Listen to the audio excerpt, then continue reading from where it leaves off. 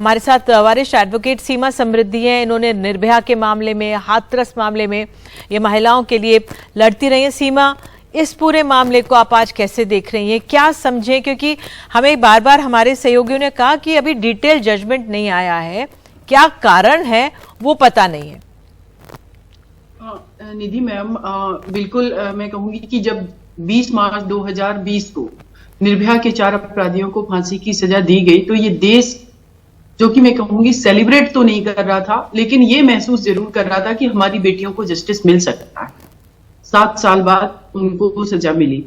लेकिन इस केस में अगर देखें, पूरा डिस्ट्रिक्ट कोर्ट इसमें फांसी की सजा दे रहा है, अवॉर्डेड कर रहा है 2014 में। उसके बाद इसी अगस्त 2022 में दिल्ली हाई कोर्ट ने भी फांसी की सजा को उस पर पुष्टि कर दी। लेकिन माननीय सर्वोच्च न्यायालय ने इन तीनों को बरी कर दिया।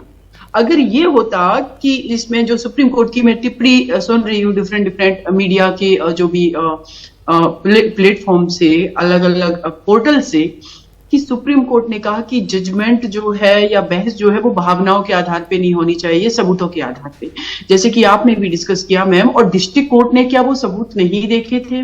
मैं सर्वोच्च न्यायालय के उस जजमेंट का मैं मतलब विरोध नहीं कर रही हूँ, लेकिन हमें अपनी बात रखने का अधिकार है कि क्या डिस्ट्रिक्ट कोर्ट ने वो जजमेंट, वो सारे सबूत नहीं देखे थे? डीएनए सैंपल, सीडीआर रिपोर्ट, मुवक्किल के बयान, चश्मदीद गवाह, वो बेटी 9 फरवरी को उसको अरेस्ट किया गया, 14 फरवरी को उनकी डेड बॉडी बरामद हुई। तेजाब डाला, किसने डाला था?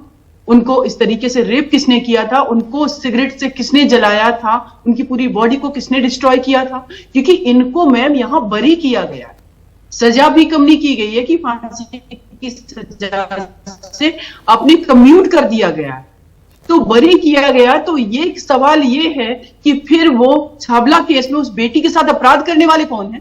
क्या उनको सरकार ने ढूंढा? 10 साल में आपने उनको बरी कर दिया है, परिवार पूरी तरीके से टूट गया है। और मैम सबसे बड़ी बात इसमें एक ये है कि हालांकि अभी जजमेंट की कॉपी हमारे पास भी नहीं आई है, ग्राउंड क्या लिए गए, इसमें अमाइकस क्यूरी जो मैम थी उन्होंने कहा कि इस पर इसमें एक लड़का जो है वो अनसाउंड माइंड है, या वो विकृत चित्त है, उसको थोड़ा समझ नहीं है चीजों की, तो सजा कम की जा सकती है। और तीनों को फिर वहां से बरी कैसे किया जा सकता है? क्या इस पर डिस्ट्रिक्ट कोर्ट हमारा इतना कैपेबल कोर्ट नहीं था कि उसने चारों को फांसी की सजा सुना दी? फांसी की सजा का प्रावधान ma'am rare of rarest matter में है, जो सर्वोच्च न्यायालय की ही वर्डिक्ट है। और high court, Delhi high court, जिसको हम हमेशा कहते हैं प्रोग्रेसिव जजमेंट देते हैं, क्या उन्होंने भी बिना एविडेंस को देखे पुष्टि कर दी? लेकिन अगर दूसरी बात करें, पहलू पर बात करें कि भावनात्मक आधार पर निर्णय नहीं होने चाहिए, सबूतों के आधार पर होने चाहिए, तो इस चीज को मैं बिल्कुल तरीके से मानती हूं। लेकिन क्या ये भी सच है कि जिस बेटी के साथ वो सफर कर रही, उसके साथ क्राइम हुआ, उसकी डेड बॉडी मिली, बॉडी पर निशान मिले, करीब 10 बार तो उसकी बॉडी को टॉर्चर किया गया, करीब 20 उस पे 16-20 निशान मिले, ये सारी चीजें क्या झूठ थी? तो अगर इन पर हम आप लोग इस बेटी के उसकी परिवार की भावनाओं के साथ, उनके दर्द के साथ नहीं होंगे, तो बिना फीलिंग्स के हम कैसे कर पाएंगे? और मैम एक और बात मैं कहना चाहती हूँ, निर्भया केस को भी 7 ईयर लग गए, इस केस में भी 10 साल लग गए। अगर मैं भावनात्मक रूप से भी मैं निर्भया केस को नहीं हैंडल करती, तो मैं ये बात यहां पर कह रही हूं आपके चैनल पे कि ये केस भी 10-15 साल तक जाता, क्योंकि हमारी वो फीलिंग्स थी कि हमारी एक बेटी के साथ दिल्ली में अपराध हुआ, उसका केस हम लोगों ने दिन रात एक करके फाइट किया। माननीय सर्वोच्च न्यायालय ने आज जो निर्णय दिया है, उसी सर्वोच्च न्यायालय में 18 महीने निर्भया केस पेंडिंग था। तो फिर टेक्निकल तरीके से भी मैटर क्यों हमारा लिस्ट नहीं हुआ 1-2 महीने 4 महीने में? एक आखिरी सवाल सीमा, क्योंकि अभी मैं माता पिता की बातचीत सुनाऊंगी। मेरे सहयोगी मुकेश सेंगर से बात की उन्होंने, वो टूट गए, लेकिन वो कह रहे हैं हम अभी भी इस पे बने रहेंगे केस पे। क्या विकल्प है उनके पास? क्या कर सकते हैं माता पिता? जी मैम, बिल्कुल उनके पास रिव्यू पिटीशन सर्वोच्च न्यायालय में रिव्यू फाइल करने का अधिकार है। और अगर रिव्यू में भी जो सुप्रीम कोर्ट माननीय सर्वोच्च न्यायालय का जो वर्डिक्ट है, जो इन्होंने वर्डिक्ट दिया है, उसको भी अगर रिव्यू में भी इनको रिलीफ नहीं मिलती है, तो क्यूरेटिव में भी जाने का इनका राइट है।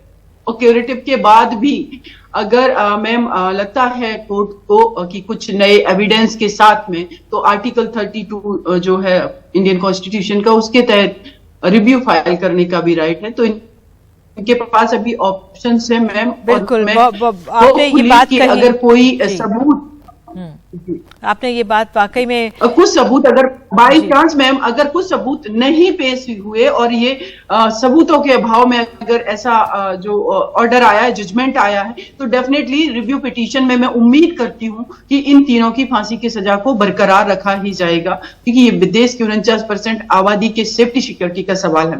बिल्कुल, बहुत अहम है ये। हम सब महिलाएं बहुत आहत हैं इससे, और रिव्यू पिटीशन है, क्यूरेटिव पिटीशन है, और उम्मीद करते हैं न्यायालय जिनके लिए इतना आदर सम्मान सबके लिए, इस पर दोबारा गौर करेगा और जो न्याय है वो इस मामले में हो। जो बूढ़े माँ बाप हैं उनको थोड़ा उनका हौसला या उनको थोड़ी राहत जरूर मिले। आप हमारे साथ जुड़ी सीमा, बहुत बहुत धन्यवाद इसका।